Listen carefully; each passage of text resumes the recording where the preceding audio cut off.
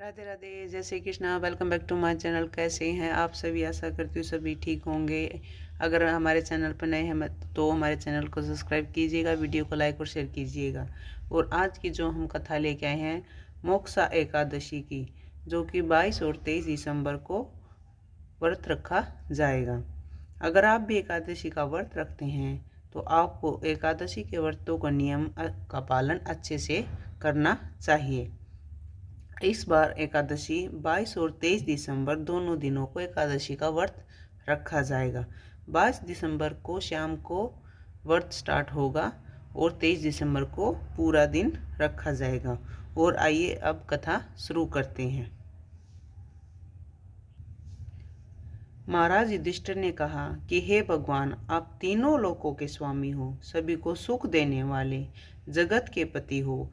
आपको नमस्कार करता हूँ। हे देव, आप सब के सखा हो, अतः मेरे संशय को दूर कीजिए और मुझे बताइए और मेरा मार्गदर्शक कीजिए कि एकादशी का क्या नाम है। उस दिन कौन सा देवता पूजन किया जाता है और उसकी क्या विधि है। कृपया कर मुझे भगवान श्री कृष्ण कहने लगे कि धर्मराज, तुमने बड़ा ही उत्तम प्रश्न किया। इससे सुनने से तुम्हारे यह संसार में फैलेगा। मार्ग शुक्ल एकादशी अनेक पापों को नष्ट करने वाली है। इसका नाम मोक्ष एकादशी रखा गया है। मोक्षदा एकादशी के दिन भगवान के दामोदर रूप की पूजा की जाती है। इसके पीछे की कथा, गोकुल नाम के नगर में वेखानस नाम का राजा राज्य करता था। उसके राज्य में चारों वेदों को जानने वाले ब्राह्मण ज्ञाता रहते थे। वह राजा अपनी प्रजा को अपनी संतान की तरह लालन पालन करता था। एक बार रात में राजा ने सपना देखा कि उसके पिता नरक चले गए हैं। यह सोचकर उसे बहुत ही अचंभा हुआ।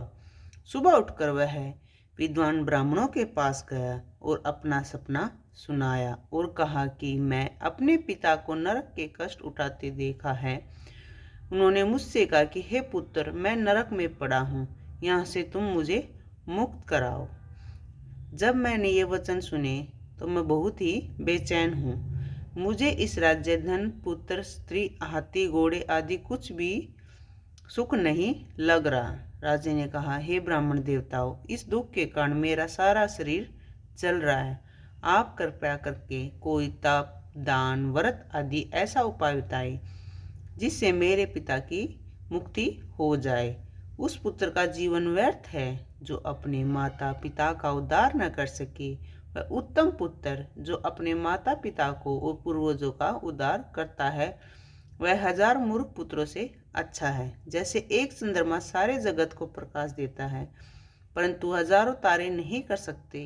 ब्राह्मणों ने कहा, हे राजन, यहाँ पास ही भूत भविष्य वर्तमान ज्ञाता पर्वत ऋषि का आश्रम है।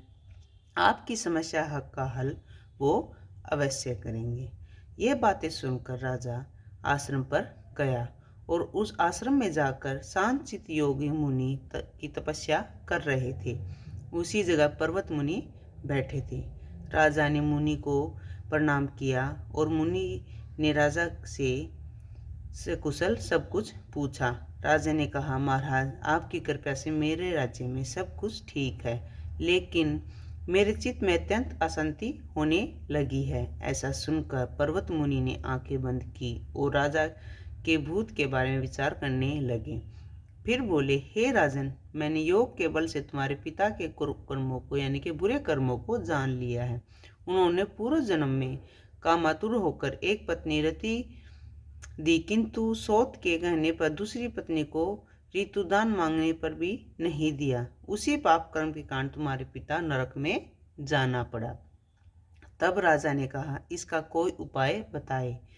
ऋषि बोले, हे राजन, मार्ग सिर्फ एकादशी का उपवास करे और उपवास का पुण्य अपने पिता को संकल्प के रूप में दे। इसके प्रभाव से आपके पिता का अवश्य ही नरक से मुक्ति होगी।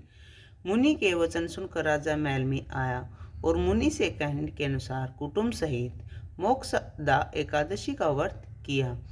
इसके उपवास के पुण्य से उसके पिता को अर्पण कर दिया। इसके प्रभाव से उसके पिता को मुक्ति मिल गई और स्वर्ग में जाते हुए पुत्र से कहने लगे, हे पुत्र, तेरा कल्याण हो। यह कहकर वो स्वर्ग चले गए। इसलिए एकादशी का मोक्षा एकादशी कहते हैं। जो लोग मोक्ष एकादशी का व्रत करते हैं उनके समस्त पाप नष्ट हो जाते हैं। इस व्रत से बढ़कर मोक्ष देने वाला कोई भी व्रत नहीं है। अगर आपको भी हमारी वीडियो अच्छी लगती है तो प्लीज़ हमारे चैनल को सब्सक्राइब कीजिएगा, वीडियो को लाइक कीजिएगा। अगर आपको भी एकादशी का व्रत शुरू करना है तो आप इस एकादशी से शुरू कर सकते हैं। जय श्री कृष्णा, राधे राधे।